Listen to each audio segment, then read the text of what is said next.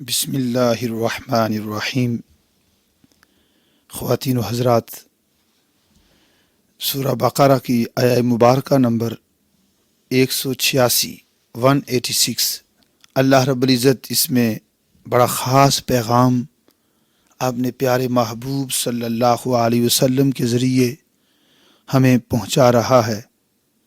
وَإِذَا سَأَلَكَ عِبَادِي عَنِّي فَإِنِّي قَرِيبٌ اجیب دعوت الداع اذا دعانی فلیستجیبوا لی ولیؤمنوا بی لعلہم یرشدون۔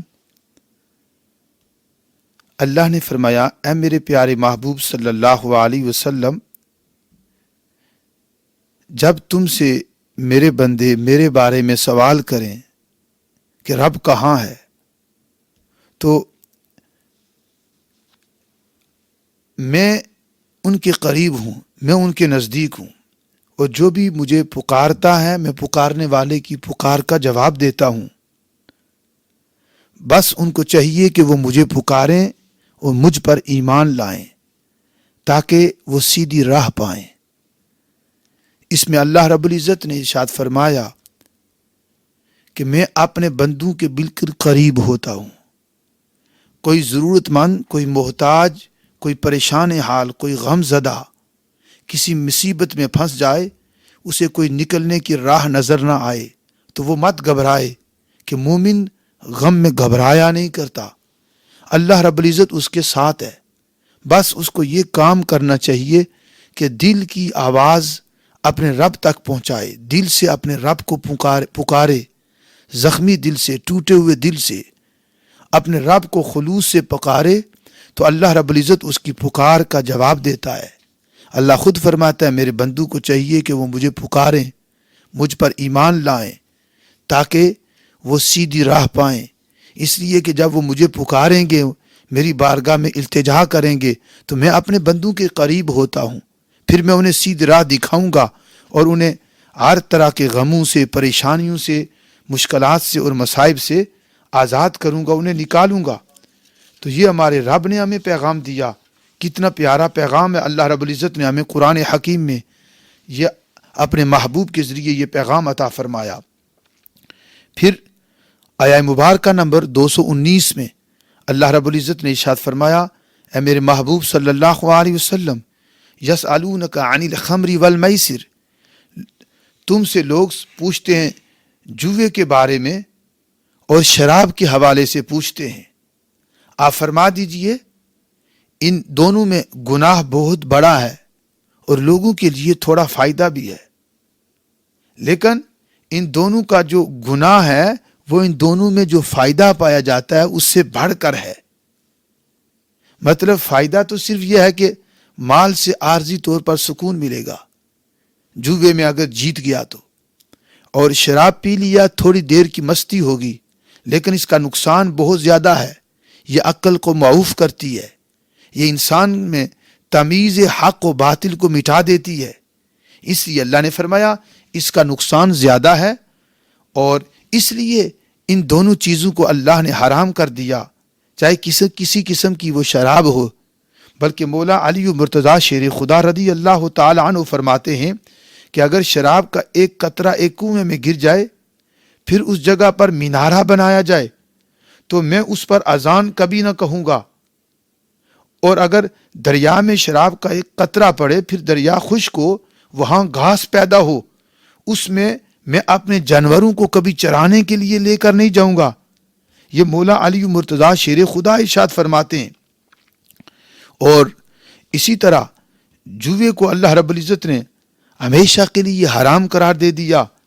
چنانچہ حدیث پاک میں آتا ہے، ایک دن جبریل امین حضور صلی اللہ علیہ وسلم کی بارگاہ میں حاضر ہوئے اور عرض کیا کہ اللہ تعالیٰ فرماتا ہے کہ حضرت جعفر طیار، یہ حضور علیہ الصلوۃ والسلام کے پیارے ہیں، یہ آپ کی فیملی میں سے ہیں۔ حضرت جعفر طیار جب حبشہ کے نجاشی بادشاہ کے پاس مسلمان ہجرت کر کے مکہ سے کفار کے ظلم کی وجہ سے، ستم کی وجہ سے تنگ پڑے، تو آقا علیہ الصلوۃ والسلام نے مسلمانوں کو اجازت عطا فرمائی کہ تم ہجرت کر کے حبشہ چلے جو۔ وہاں کا نجاشی بادشاہ بڑا رحم دل تھا، تو اس کے دربار میں جب اہل مکہ نے اپنے قاصد تحفے تحائف دے کر بھیجے اور اس سے مسلمان بھاگے ہوئے مظلوموں کو واپس چھیننے کی کوشش کی، تو اس نے مسلمانوں کو بلا کر ان کا مدعا پوچھا تو کہ تم کون سا نیا دین لے کر آئے ہو؟ تو اس وقت مسلمانوں کے سپوک پرسن اور مسلمانوں کی طرف سے ترجمان نجاشی بادشاہ کے دربار میں حضرت جعفر طیار تھے۔ انہوں نے کہا، اے بادشاہ، ہم ظالم لوگ تھے، شراب پیتے تھے، ہم برائی عام کرتے تھے، ہم میں کھرے کھوٹے کی پہچان نہ تھی، ہم بتوں کے آگے اپنی جبینیں جھکاتے تھے، ہم خدا سے دور تھے، یتیموں پر ہم ظلم کرتے تھے، بیوہ عورتوں پر ظلم کرتے تھے، مظلوموں پر ہم ظلم کرتے تھے، کمزوروں پر ظلم کرتے تھے، جانوروں پر ظلم کرتے تھے، ہر برائی الغرض ہم میں پائی جاتی تھی۔ اسی عالم میں اللہ نے ہم پر احسان کیا، ہم میں اپنا ایک نبی بھیجا جس نے ہمیں بتایا کہ عورتوں پر ظلم نہ کرو، کمزوروں پر ظلم نہ کرو، یتیموں پر ظلم نہ کرو، ان کا مال مت کھاؤ، جانوروں پر ظلم نہ کرو، بتوں کے آگے اپنی جبینوں کو مت جگاؤ، ایک خدا کی عبادت کرو، لوگوں کے ساتھ احسان کرو، قیامت کے دن تم سے تمہارے معاملات کے بارے میں پوچھا جائے گا، تو یہ لوگ ہمارے دشمن ہوگے اور اے بادشاہ یہ ہمارے قتل کے در پہ ہوگے، اس لیے ہم وہاں مکہ سے بھاگ کر تمہارے پاس پہنچے ہیں، یہ جعفر طیار ہیں۔ تو جبریل امین وہی لے کر آئے کہ یا رسول اللہ، اللہ رب العزت حضرت جعفر طیار کو 4 خصلتوں کی وجہ سے پسند کرتا ہے۔ تو نبی اکرم صلی اللہ علیہ وسلم نے حضرت جعفر طیار کو بلا کر پوچھا کہ آپ میں وہ 4 صفات کون سی ہیں جن کی بنیاد پر اللہ آپ سے پیار کرتا ہے؟ قربان جائیں، اللہ نے جبریل امین کے ذریعے حضرت جعفر طیار کی 4 خصلتوں کو بیان کیا۔ انہوں نے عرض کیا، یا رسول اللہ، ایک خصلت یہ ہے کہ میں نے شراب کبھی نہیں پی، یعنی شراب حرام ہونے سے پہلے اور حرام ہونے کے بعد کبھی میں نے شراب نہیں پی، اس لیے کہ میں جانتا ہوں کہ یہ عقل کو زائل کرتی ہے اور انسان میں اچھے اور برے کی تمیز کو مٹھا دیتی ہے۔ اور دوسرا، میں نے کبھی بتوں کی پوجا نہیں کی، جب اہل مکہ بتوں کے آگے سجدہ کرتے تھے تو میں اس کو اچھا نہیں مانتا تھا۔ اور تیسری خصلت یہ کہ میں نے کبھی زندگی بھر زنا نہیں کیا، زنا کو میں بے غیرتی سمجھتا تھا اور سمجھتا ہوں۔ اور چوتھی خصلت یہ ہے یا رسول اللہ، میں نے زندگی بھر کبھی جھوٹ نہیں بولا۔ یہ 4 خصلتیں ہیں۔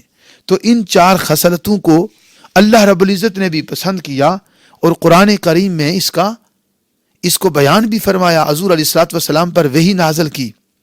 تو ہمیں بھی ان 4 عادات سے بچنا چاہیے تاکہ اللہ رب العزت ہم سے بھی پیار فرمائے۔ پھر اللہ رب العزت نے اسی سورہ پاک میں چند عدت کے مسائل بیان کیے ہیں کہ وہ عورتیں جن کے خامد فوت ہو جائیں ان کی عدت 4 ماہ اور 10 دن ہے۔ 4 ماہ اور 10 دن تک وہ حالت سوگ میں رہیں گی، اور پھر جب یہ ٹائم گزر جائے گا تو پھر وہ آگے شادی کرنا چاہیں تو وہ بھی کر سکتی ہیں۔ اور جن عورتوں کو طلاق ہو جائے، قرآن نے کہا طلاق 2 بار ہے، تیسری بار طلاق دے دی، الطلاق مرتان، 2 بار ہی طلاق ہے، تیسری طلاق دے دی تو ہمیشہ کے لیے تفریق ہو جائے گی۔ اور مطلقہ عورت کی عدت 3 قروء اللہ نے قرآن میں بیان کیے، اس سے مراد 3 پیریڈز ہیں کہ 3 پیریڈز کے بعد اس کی عدت ختم ہو جائے گی۔ اب وہ شادی کرنا چاہے کہیں اور تو وہ کر سکتی ہے۔ اور جو عورت پریگننٹ ہو، جس کے پیٹ میں بچہ ہو، اس کی عدت بچی اور بچے کی پیدائش تک ہے، پیدائش تک وہ عدت میں رہے گی، اس کے بعد وہ آزاد ہو جائے گی۔ اور پھر دودھ پلانے کی مدت کو اللہ رب العزت نے قرآن حکیم میں بیان کیا کہ مائیں 2 سال تک بچوں کو دودھ پلا سکتی ہیں۔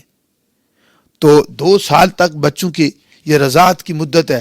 اگر 2 سال کے اندر کوئی بچہ کسی عورت کا دودھ پی لے اپنی ماں کے علاوہ بھی، تو وہ اس کی ماں ثابت ہو جاتی ہے اور اس سے بچے کی رضاعت ثابت ہو جاتی ہے۔ اور پھر یہ خاص مقامات جو اللہ رب العزت نے ہماری رہنمائی کے لیے بیان فرمائے، ان سے ہمیں سبق سیکھنا چاہیے۔ عدت کے مسائل ہیں اور طلاق کے مسائل ہیں جو اللہ رب العزت نے اس سورہ پاک میں بیان فرمائے۔ آگے اللہ رب العزت نے یہاں پر ایک بڑا خاص واقعہ بیان کیا کہ جب قوم موسیٰ، حضرت موسیٰ علیہ السلام کی قوم اپنے نبیوں کی نافرمانی کرتی رہی، نبیوں کو ستاتی رہی، نبیوں پر تانے کستی رہی، نبیوں پر ظلم کرتی رہی، حتیٰ کہ انبیاء علیہ الصلوۃ والسلام کو بنی اسرائیل نے قتل بھی کیا، تو اللہ رب العزت نے ان پر عذاب مسلط کر دیے۔ ان کے پاس ایک صندوق تھا جس کو تابوت سکینہ کہتے ہیں۔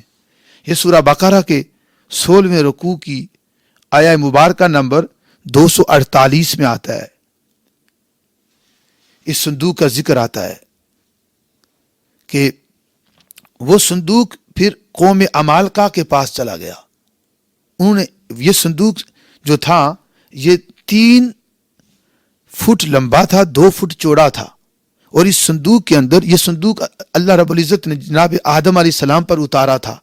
اس صندوق کی برکت سے ان کی قومیں، یہ تفسیر خازن، تفسیر جمل اور تفسیر مدارک اور دیگر تفاسیر میں آتا ہے کہ اس صندوق کی برکت سے لوگ آگے رکھ کر دعائیں کرتے تھے تو بنی اسرائیل کو اللہ فتح دیتا، دشمنوں پر کامیابی عطا کرتا، وہ جنگوں میں جیت جاتے تھے۔ اور اس صندوق کے اندر جناب آدم علیہ السلام نے کھول کر دیکھا تو صندوق میں اللہ رب العزت نے سارے انبیاء کی تصویریں رکھی ہوئی تھی، اور اس میں نبی اکرم صلی اللہ علیہ وسلم اور آپ کے صحابہ کو عبادت کی حالت میں قیام میں دکھایا گیا۔ اور بعد میں جناب موسیٰ اس میں اپنی تورات کی تختیاں رکھتے تھے، ان کے پیسز بھی موجود تھے، اور اس صندوق میں جناب موسیٰ علیہ السلام کا عصا تھا، آپ کے کپڑے تھے، آپ کے جوتے تھے، جناب ہارون علیہ السلام کا عمامہ تھا، اور ان کا عصا، اور تھوڑا سا من و سلوہ، وہ کھانا جو بنی اسرائیل پر اترتا تھا، وہ کھانا چند پارٹ، چند اجزاء اس کے تھے۔ تو یہ صندوق ان سے غائب ہو گیا، بنی اسرائیل سے۔ قوم عمالقہ جو جن کا جالوت بادشاہ تھا، یہ ان کے پاس چلا گیا۔ تو بعد میں جب بنی اسرائیل پر اللہ کے عذاب آتے رہے، اللہ رب العزت نے ان میں ایک پیغمبر حضرت شموئیل علیہ السلام بھیجے۔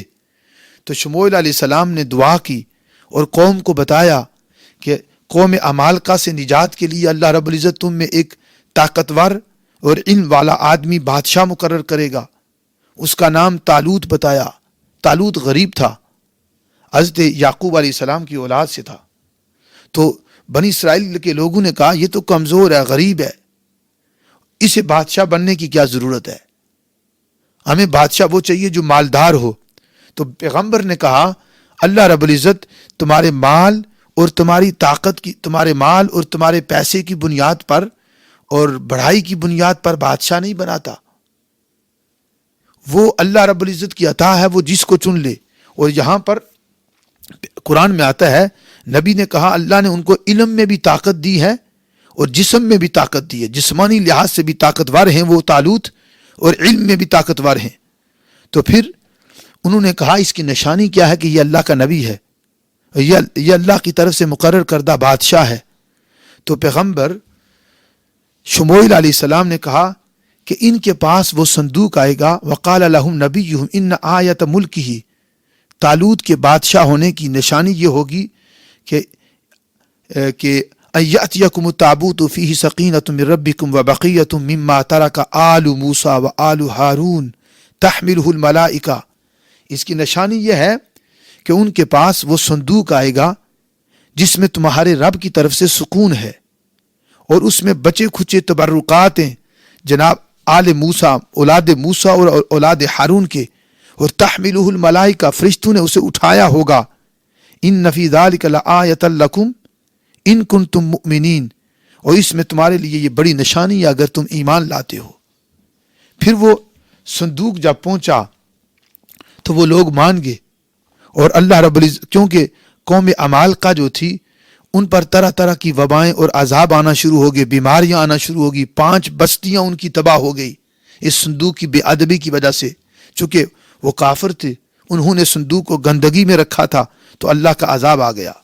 بعد میں جب طالوت بادشاہ طالوت نے جالوت سے مقابلے کا پروگرام بنایا تو بادشاہ تھا، اس نے کہا جو لمبی داستان ہے مختصراً، جو جالوت کو قتل کرے گا میں اسے آدھی بادشاہت بھی دوں گا، یہ تفاسیر میں ہے، اور اپنی بیٹی کا رشتہ بھی دوں گا۔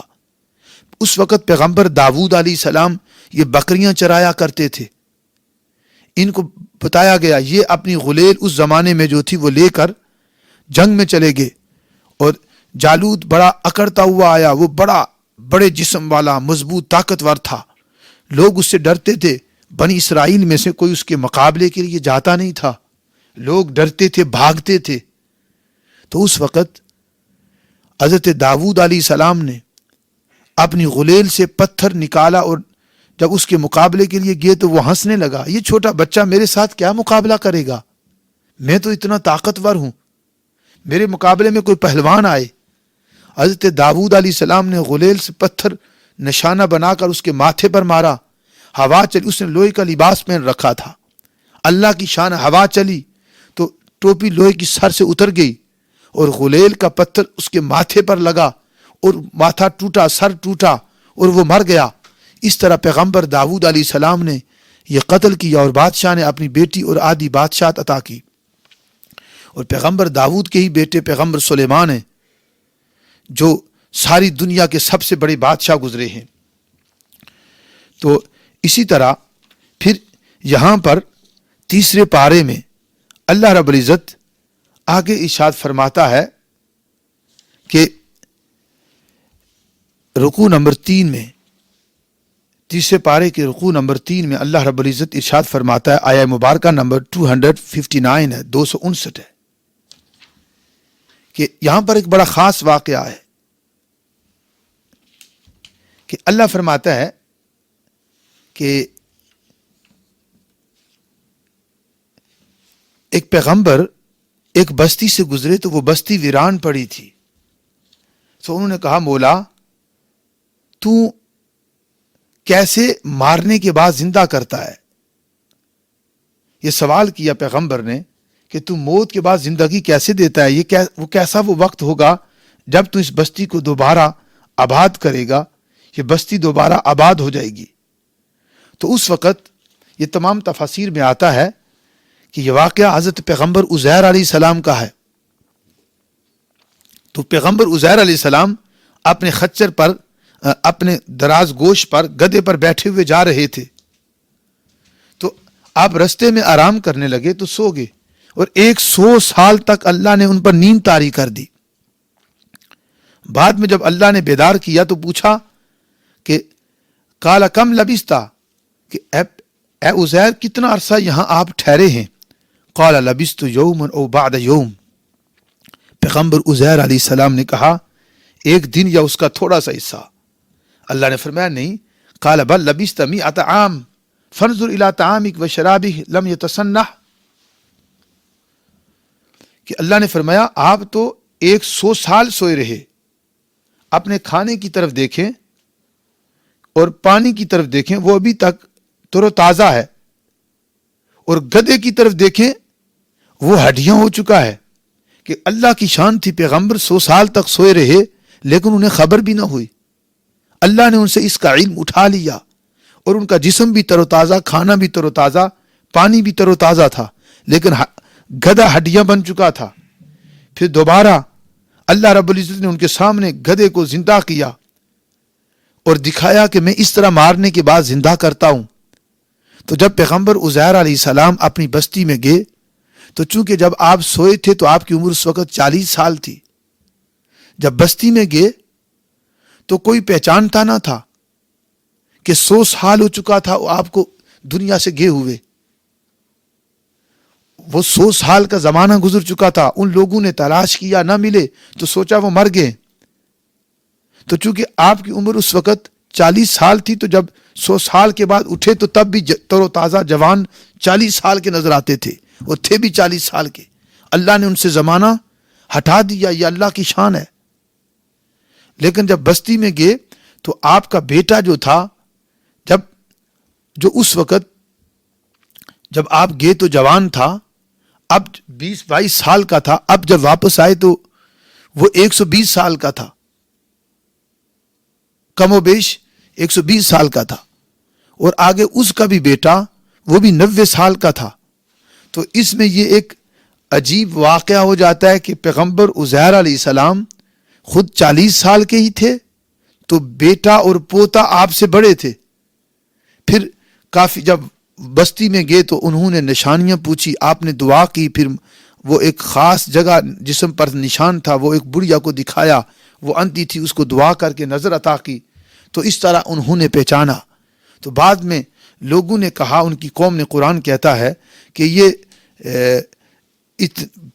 آپ یہ سنائیں کہ اگر آپ نبی ہیں تو آپ ہماری کتاب مقدس سنائیں، چونکہ وہ عزیر کو زبانی یاد تھی، تو آپ نے وہ کتاب جو تھی وہ پوری اللہ کی کتاب، آسمانی کتاب زبانی سنائی، تو وہ کہنے لگے کہ یہ آپ کو آتی ہے اس لیے آپ خدا کے بیٹے ہیں، تو انہوں نے آپ کو اللہ کا بیٹا بنا لیا۔ اور پھر آگے اللہ رب العزت نے ارشاد فرمایا اسی سورہ پاک میں، سورہ البقرہ میں رکوع نمبر 3 میں اور 4 میں اللہ رب العزت فرماتا ہے کہ وہ لوگ جو میری راہ میں اپنا مال خرچ کرتے ہیں، مثل الذین ينفقون اموالهم فی سبیل اللہ، وہ لوگ جو اپنا مال اللہ کی راہ میں خرچ کرتے ہیں، ان کی مثال ایسے ہے جیسے گندم کا ایک دانہ کہ اسے زمین میں بویا جائے، تو دیکھیں اللہ رب العزت کیسے مثال دے رہا ہے۔ اسے بویا جائے تو اس سے جب وہ پودا نکلتا ہے تو اس میں 7 بالیاں ہوتی ہیں، 7 لائنیں ہوتی ہیں، اور ہر بالی میں 100 دانہ ہوتا ہے، اس طرح 700 دانہ ہوتا ہے۔ اور واللہ یضاعف لمن یشاء، اللہ جس کے لیے چاہتا ہے اور بھی بڑھا دیتا ہے۔ واللہ واسع علیم، بے شک اللہ رب العزت وسعت والا اور ہر چیز جاننے والا ہے۔ اس میں اللہ رب العزت نے ہماری رہنمائی کے لیے ارشاد فرمایا کہ جو لوگ رائے خدا میں مال خرچ کرتے ہیں، اللہ ان کے مالوں میں 700 گنا تک اضافہ فرما دیتا ہے، چونکہ مال میں اضافہ کرنے والا، برکت رکھنے والا اور تنگی ڈالنے والا اللہ ہے۔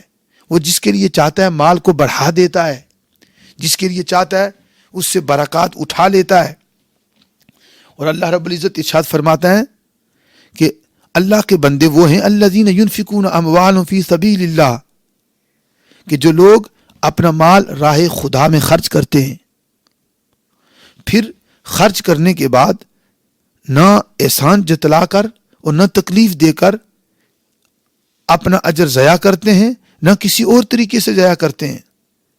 ان کا بدلہ ان کے رب کے پاس ہے، اور انہیں نہ کسی قسم کا کوئی اندیشہ ہے، نہ غم ہے، نہ دنیا میں ان کا مال کم ہوگا، کوئی غم پہنچے گا، نہ میدان محشر و قیامت میں انہیں نقصان ہوگا۔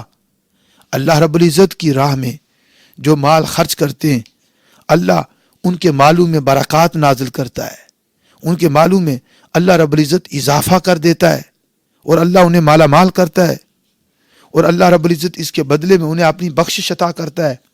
پھر اللہ نے فرمایا دوبارہ اگلی آیہ مبارکہ میں 264 میں، یا ایھا الذین آمنوا لا تبطلوا صدقاتکم بالمن والاذی، اے لوگو ایمان والو، جب تم اللہ کی راہ میں مال خرچ کرو تو اس کو ضائع نہ کرو، احسان جتلا کر اور کسی کو تکلیف دے کر۔ اگر مال خرچ کر کے اللہ کی راہ میں مال دے کر پھر دکھاوا کریں گے یا تکلیف دیں گے تو اللہ رب العزت کی بارگاہ سے اس کا اجر ضائع ہو جائے گا۔ اللہ رب العزت چھوٹی چھوٹی چیزوں میں بھی ہماری رہنمائی فرماتا ہے۔ اور پھر اگلے مقام پر ارشاد فرمایا، یہ سورہ بقرہ کا رکوع نمبر 6 ہے، اس کی پہلی آیہ مبارکہ ہے۔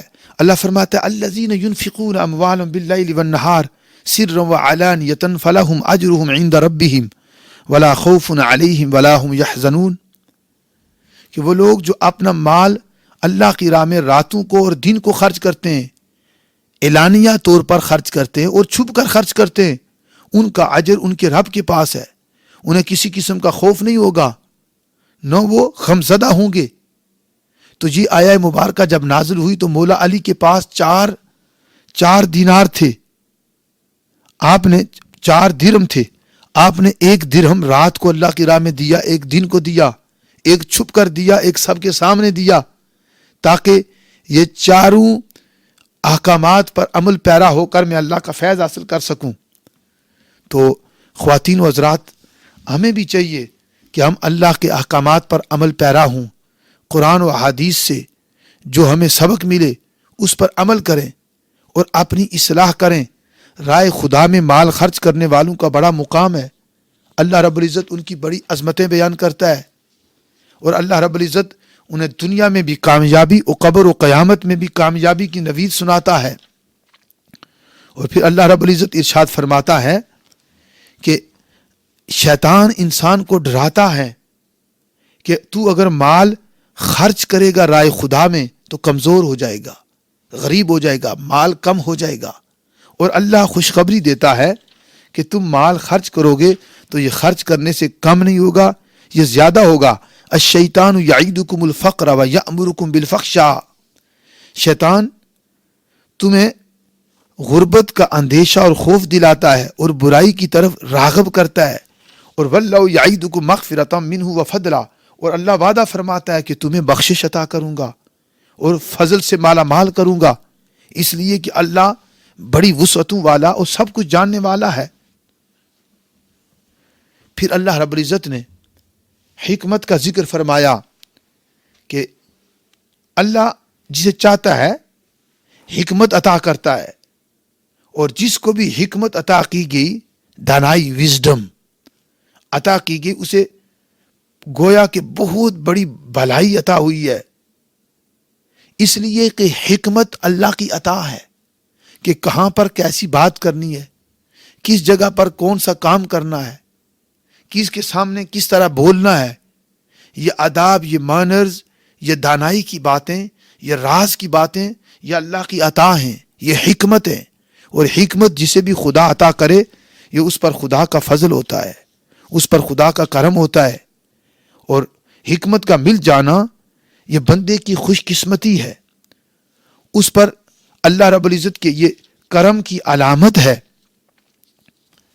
اور پھر اللہ رب العزت ایک مقام پر یہاں پر ہی ارشاد فرماتا ہے کہ پیغمبر ابراہیم علیہ السلام کا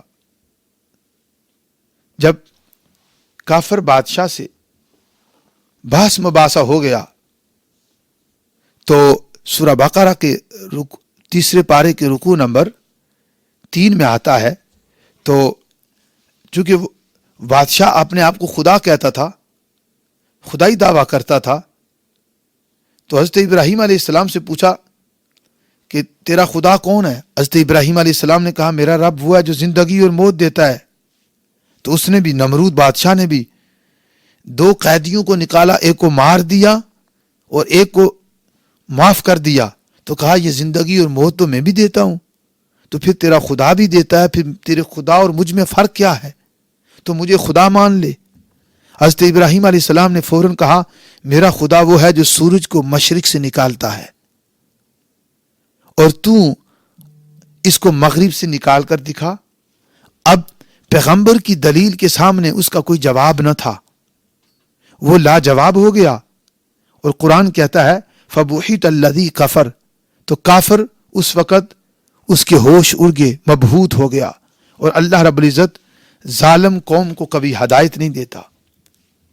اسی طرح حضرت ابراہیم علیہ السلام نے قرآن کریم میں تیسرے پارے کی تیسرے رکوع کی آخری آیہ مبارکہ ہے، حضرت ابراہیم نے خدا سے پوچھا مالک تو مردوں کو زندہ کیسے کرتا ہے؟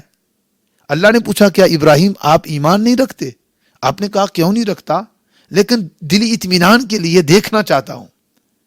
تو اللہ نے فرمایا 4 پرندے لیں، ان کو اپنے ساتھ مانوس کریں، پھر ذبح کر کے پہاڑوں کی مختلف چوٹیوں پر ان کے اجزاء پھینکائیں، پھر ان کو پکاریں، ثم ادعوہن یاتینک سعیا، تو آپ پکاریں تو وہ پرندے آپ کی طرف دوڑتے ہوئے آئیں گے۔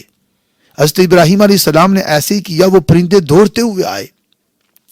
اب اس میں ایک سوال ہے، پرندہ تو اڑتا ہے، دوڑتا تو نہیں ہے، لیکن پیغمبر کے ادب میں جب پیغمبر ابراہیم علیہ السلام نے پرندوں کو پکارا تو ان کی عادت تو، پرندوں کی عادت تو اڑنا ہے، لیکن پرندوں نے اپنی عادت چھوڑ کر چل کر آنا پسند کیا، اور وہ زمین پر دوڑتے ہوئے آئے، اڑتے ہوئے نہیں آئے کہ اس لیے کہ اڑتے ہوئے آئیں گے تو پیغمبر سے اونچے ہوں گے، پیغمبر کی بارگاہ کی بے ادبی ہوگی. تو پرندوں کو بھی انبیاء علیہم الصلاۃ والسلام کا ادب خدا نے سکھایا ہے. اللہ رب العزت نے اپنے پیغمبروں کا، اپنے نیک بندوں کا ادب کرنے کا طریقہ یہ پرندوں کی فطرت میں ڈال دیا ہے. اور پھر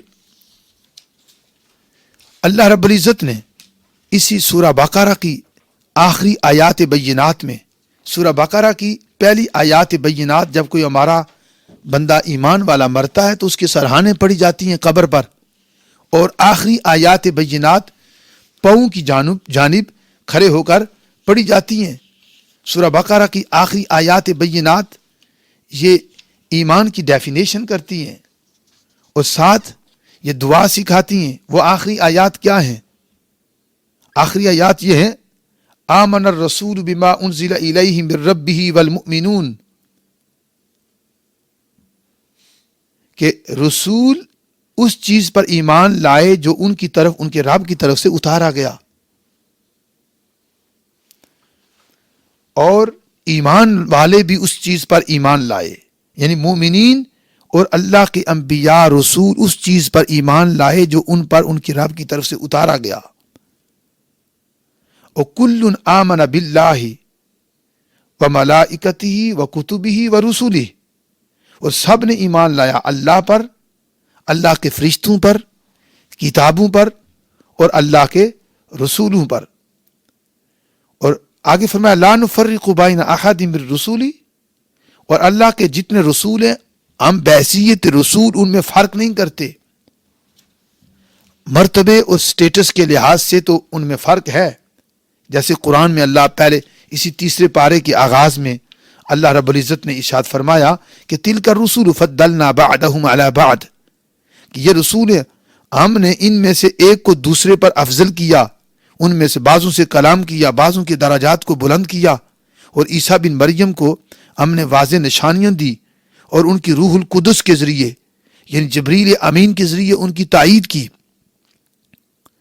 یہ اللہ رب العزت نے بیان خود کیا ہے کہ انبیاء میں درجات ہیں، کچھ کے درجات بلند ہیں، کچھ کے ان کی دنیا میں، دنیا نبوت میں انبیاء فضیلت کے لحاظ سے بعض سے افضل ہیں، جس طرح نبیوں سے افضل رسول ہیں جو 313، 14، 15 یا 21 بنتے ہیں، اور رسولوں سے افضل اولو العزم انبیاء ہیں. اولو العزم انبیاء جیسے پیغمبر نوح علیہ السلام ہے، پیغمبر ابراہیم علیہ السلام ہے، پیغمبر موسیٰ علیہ السلام ہے، پیغمبر عیسیٰ علیہ السلام ہے، اور رسول اللہ صلی اللہ علیہ وسلم. یہ 5 انبیاء اولو العزم انبیاء ہیں، اور ان سب انبیاء میں افضل رسول اللہ صلی اللہ علیہ وسلم ہیں، جن کی نبوت کی تصدیق تمام انبیاء نے بھی کی، تمام انبیاء بھی ان کے مقتدی بنے.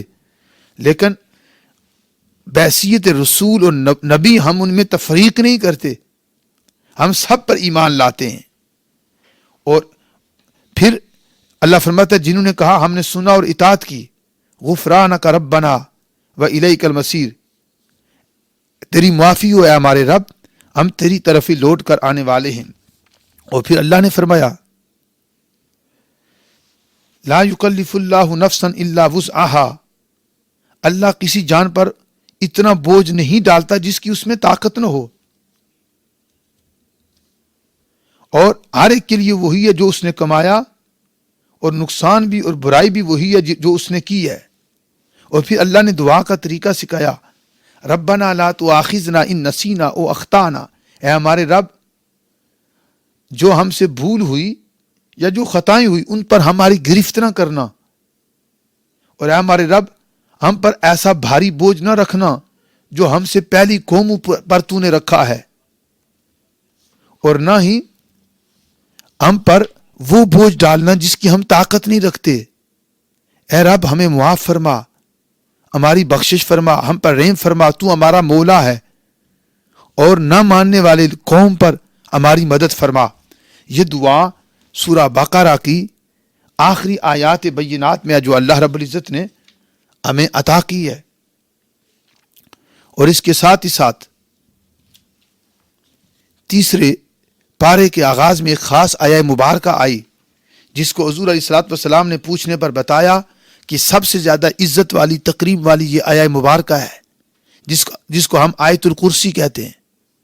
یہ آیت الکرسی اللہ لا الہ الا هو الحی القیوم، یہ اللہ کی عظمتیں بیان کرتی ہے، اللہ کی بڑائی کو بیان کرنے والی آیہ مبارکہ ہے کہ اللہ کے سوا کوئی معبود نہیں ہے اور وہ ہمیشہ کے لیے زندہ اور قیوم قائم ہے اور قائم رکھنے والا ہے. اس پر نہ کبھی نیند آتی ہے نہ اسے اونگ اور تھکاوٹ آتی ہے. لا تأخذہ سنۃ ولا نوم لہ ما فی السماوات و ما فی الارض، زمین و آسمان میں جو کچھ بھی ہے وہ سارا اللہ کی ملکیت ہے. یہ اسی کا پیدا کردہ، اسی کی ملکیت اور اسی کے حکم کا پابند ہے. من ذا الذی یشفع عندہ الا باذنہ، اللہ فرماتا ہے کہ کون ہے اللہ کے سامنے سفارش کر سکے سوائے اس کے جس کو اللہ اذن دے. مطلب جس کو اللہ اذن دے وہی قیامت کے دن شفاعت کر سکتا ہے، اس کے علاوہ اور کوئی نہیں کر سکتا.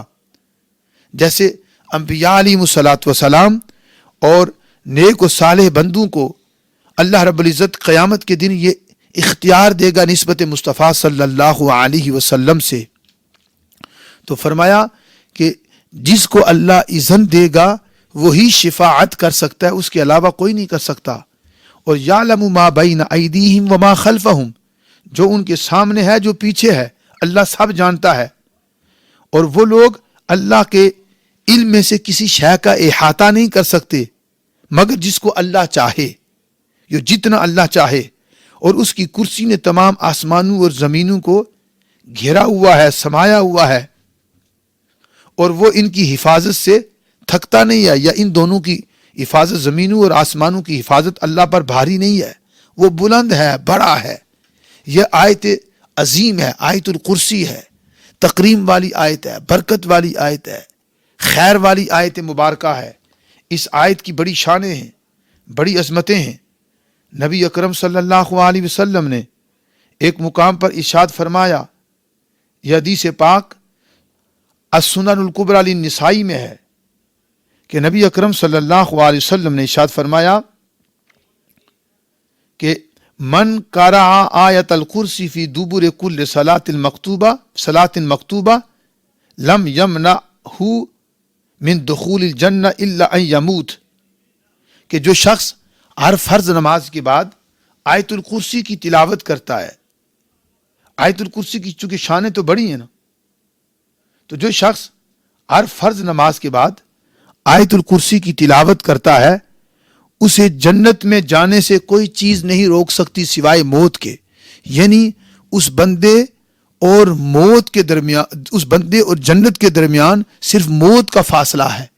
جو ہی وہ فوت ہوگا بغیر کسی حساب کے اللہ رب العزت اسے جنتوں میں اعلیٰ مقام عطا کرے گا. تو آیت الکرسی کی بڑی فضیلتیں ہیں. ایک حدیث مبارکہ میں بخاری شریف میں اگر بندہ آیت الکرسی پڑھے اور کہیں بھی چلا جائے تو فرشتے اس کی حفاظت کرتے ہیں. اس جنگل میں چلا جائے ویرانے میں، اسے کوئی چیز، موذی چیز، جنگل کی چیز اسے نقصان نہیں پہنچا سکتی. حضور علیہ الصلوۃ والسلام نے آیت الکرسی کی بڑی تلقین کی ہے.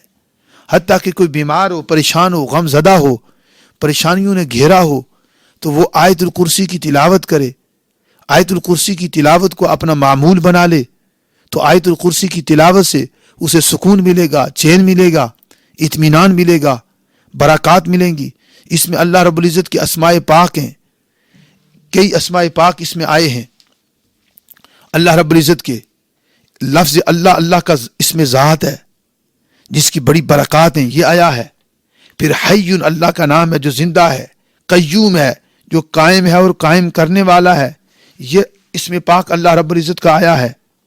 پھر اسی آیت الکرسی میں اللہ کا اسم پاک علی آیا ہے جس کا مطلب ہے بلند ہے، بلندی والا ہے. اور عظیم آیا، عظیم اللہ کا نام ہے. اللہ رب العزت کی یہ شانوں کو بیان کرتی ہے.